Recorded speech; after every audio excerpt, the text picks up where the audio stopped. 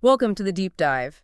Today we're diving into a really crucial period, really everything after 1900, Hmm. and specifically how people, groups, individuals pushed back against power, Right, resisted. right. And the sources you've pulled together are, well, they're pretty incredible. They show such a range. Exactly, from like nonviolent movements that really caught the world's attention. To gay. Some really brutal conflicts. It's a lot to cover. It is. And it can be complex, sometimes tragic stuff. The aim here isn't to take sides, obviously, but more to understand the dynamics, what was actually happening. Precisely. Yeah. It's about exploring that whole spectrum, how people tried to change things. Nonviolence, violence, even terrorism, unfortunately. We need to understand the forces at work. Okay, so maybe a good place to start is with nonviolent resistance. That really became a major tool for political change in the 20th century. Definitely. And when you think nonviolence, you almost immediately think Gandhi. Gandhi. Yeah, Mohandas Gandhi. He's really the kind of the icon of this approach. He became prominent in the Indian National Congress, right? Leading it eventually. Yeah, by 1921. And he was central to India's fight for independence from Britain, especially in the 30s, using civil disobedience. Really remarkable stuff. And one big example was the homespun movement. What was the core idea there? Well, it was a direct hit at Britain's economic power in India. They controlled the textile industry, you see. Oh, okay. So Gandhi told people, basically, stop buying British cloth. And more than that, start making your own. Spin it, weave it at home. So it wasn't just symbolic, it was practical too. Oh, very practical. It was about cutting the economic legs out from under the colonizers, building self-sufficiency. And Gandhi himself, he famously swapped his Western suits for the dhoti, the traditional Indian garment. That's a powerful image. Hugely powerful. It was a visual rejection of the West, an embrace of Indian tradition, and him doing it personally, that really resonated. It showed his commitment, underscored the whole point. And then there's the Salt March. I think for a lot of people, that's the iconic act of nonviolent resistance. What made that specific act so potent? Right, the Salt March. It zeroed in on a very specific and frankly kind of outdated British rule, the state monopoly on salt. They wouldn't let Indians collect their own salt, even though it was right there on the coast. Exactly. You couldn't collect it, couldn't sell it, Yeah. even though it was naturally available. Yeah. So Gandhi's response, lead thousands on a march to the sea, Wow. and then deliberately break the law, harvest their own salt. That's brilliant in a way, taking something so everyday, so essential. That was the genius of it. It wasn't some abstract political point. It was salt. Everyone needs salt. So the injustice felt immediate, real to ordinary Indians and internationally. It made the British look, well, unreasonable, morally hard to defend. Even though the police were there and they'd apparently crushed the salt deposits beforehand, he still went and dug it up. That image, so defiant. Utterly defiant. It captured global attention. The march, the defiance, and then, of course, the arrest, Gandhi, thousands of others. It just poured fuel on the independence movement, put huge pressure on the British. So that single act really shook a pillar of their control. It really did. And then, the sources mention World War II weakening Britain enormously. Right. Economically, politically. Exactly. So that, combined with the constant pressure from the independence movement, led by figures like Gandhi, Britain just couldn't hold on. It was a critical factor in India gaining independence. So from Gandhi in India, this idea, this practice of nonviolence, it travels. And a key figure who picks it up is Martin Luther King Jr. in the U.S. Absolutely. King, a Black Baptist minister leading the civil rights movement, Mm-hmm. he explicitly cited Gandhi as an inspiration. He saw the connection, the potential. He saw the power in Gandhi's philosophy, in the methods, nonviolent direct action. He thought this could work here in America against racial segregation. And the civil rights movement's goal was essentially equal rights for Black Americans. It led to some massive changes, legally speaking. Huge changes. You had the Supreme Court rulings in the 50s, like Brown v. Board of Education, ending school segregation. Mm-hmm. Then Congress passed major anti-discrimination laws in the 60s.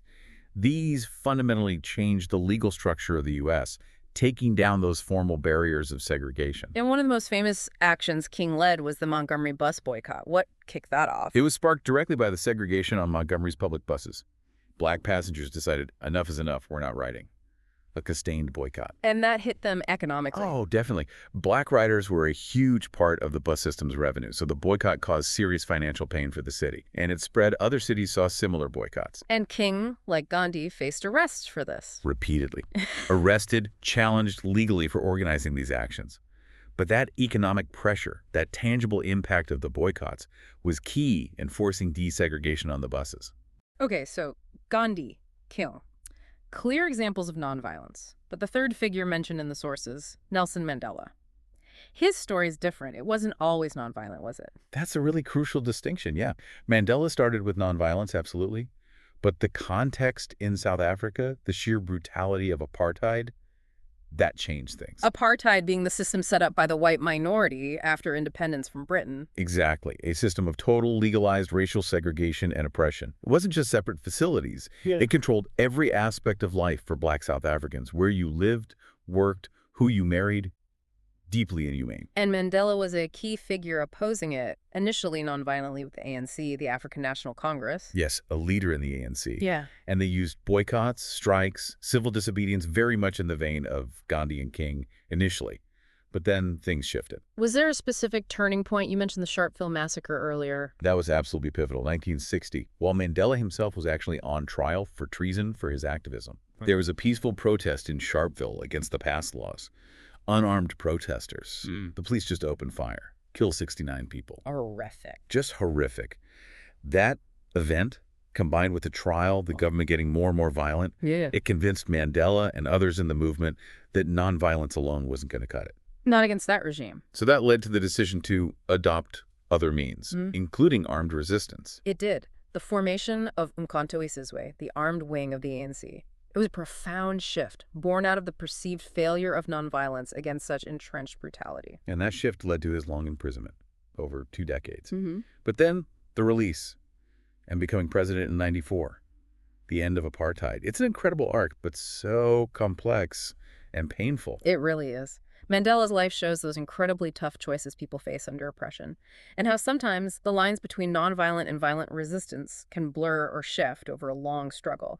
His eventual election was monumental, but the road there, long, hard, and involved different tactics at different times. So, moving from those examples, including that shift with Mandela, the sources then really dig into violent resistance more broadly, how it often ramped up conflicts. Chile under Pinochet is one example given. Right. Pinochet's rise is a pretty stark case of violent takeover, 1973. A military coup against Salvador Allende. Who was democratically elected a Marxist. Exactly. Elected president, identified as a Marxist, implementing socialist policies, which, worried powerful interests in Chile and internationally. Especially the U.S. during the Cold War. Absolutely. The Cold War context is key. The U.S. was very wary of Marxist governments nearby, so Pinochet's coup, it had at least tacit U.S. backing. And once in power, he established a dictatorship known for its brutality. Extreme brutality. He ruled by force, crushed all opposition, military raids, executions, widespread torture, targeting anyone seen as an enemy, leftists, union members, students, even parts of the Catholic Church. The scale of the repression was horrifying. Then there's Spain under Franco, another instance of violent suppression following a conflict. Yeah, Franco came to power after the Spanish Civil War in the late 30s, established a fascist dictatorship. And like Pinochet, ruthlessly suppressed dissenters, Republicans, communists, anarchists. And regional separatists too, right? Like in Catalonia and the Basque Country. Yes, very much so. But resistance against Franco, even though he ruled for decades, it didn't completely die out. It continued violently. In some forms, yes. There was guerrilla warfare, the Maquis for a time, assassinations happened, and later ETA, the Basque separatist group, used bombings and violence. So even though Franco held power till his death. Right, till 1975. But that ongoing resistance, however sporadic, kept the demands for democracy and regional autonomy alive. They definitely resurfaced strongly after he was gone. And then Uganda under Idi Amin. The sources paint a picture of just almost unimaginable violence. It's truly chilling. Amin took power in a military coup in '71, his response to ethnic tensions. Just extreme, indiscriminate violence. And he targeted the South Asian population specifically. He did. Demonized them. Made these baseless claims about economic sabotage. They'd been vital to the economy for generations. He got that nickname, the Butcher of Uganda. Seems horribly accurate. Tragically accurate.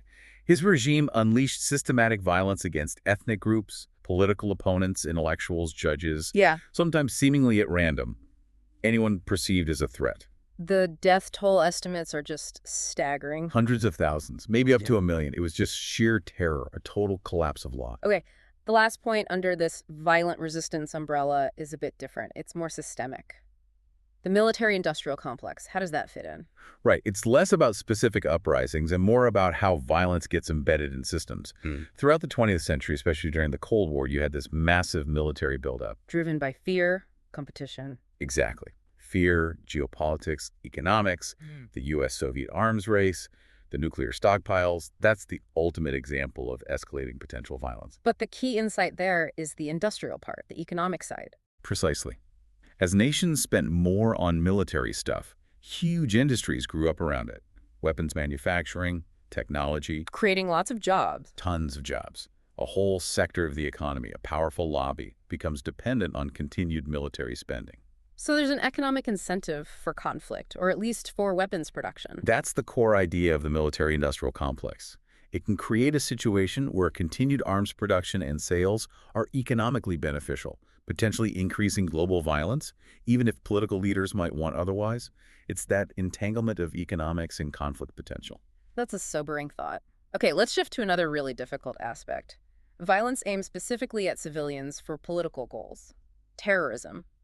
The sources highlight the Shining Path in Peru first. Yes, the Sendero Luminoso, a radical revolutionary group started in the 70s by Abimel Guzman. Their goal was a communist state. Right, but based on a really brutal interpretation of Maoism and inspired by horrors like the Khmer Rouge in Cambodia. Not exactly a gentle vision. And in the 80s, they launched a terror campaign. A devastating one. Assassinations, bombings in cities, massacres in the countryside, just widespread brutal violence targeting officials and civilians alike. The human cost was enormous. An estimated 37,000 Peruvians killed. It tore the country apart. The movement did eventually weaken after Guzman was captured in '92, but the scars, they remain. The other major example is Al-Qaeda, a name, unfortunately, very familiar globally. Indeed, founded by Osama bin Laden, a wealthy Saudi. It grew out of militant Islamic ideology, fueled by specific grievances against the U.S. Grievances about U.S. involvement in the Middle East. Primarily, things like U.S. military presence in Saudi Arabia, support for Israel, policies towards Iraq, Iran, a whole range of issues. And their method was global terrorism against civilians, leading most infamously to 9/11. The September 11th attacks in the U.S. were their most devastating act, killing thousands. The aim was to force a change in U.S. policy, weaken its influence. But the result was arguably the opposite. Well, it led to a massive intensification of U.S. military involvement in the Middle East, the war on terror. The consequences are still playing out today, shaping global politics. It shows the huge, often destabilizing impact terrorism can have. So as we kind of wrap up this deep dive, we've really traversed a huge landscape. We really have. From the focused nonviolence of Gandhi and King, through the complex path of Mandela, into the outright brutality of regimes like Pinochet's, Franco's, Amin's. Right, and the systemic issue of the military-industrial complex. And then ending with the targeted civilian violence of groups like the Shining Path and Al-Qaeda. It really highlights just how many different ways people react to power, challenge it, or sometimes tragically abuse it, especially in that period after 1900. It's complex, definitely sobering, seeing how these threads run through history. Absolutely. Driven by everything from noble ideals of freedom and rights to, well, brutal ideology and the raw pursuit of power. It does leave you thinking, though, when you look at all these examples. What is it that makes some resistance movements stick to nonviolence, while others turn to violence? Are there common factors? That's the huge question, isn't it? Yeah. And what are the long-term effects of each path? Not just the intended ones, but everything that follows. Definitely something to chew on. Thanks so much for walking through this with me. My pleasure. It's a crucial history to grapple with.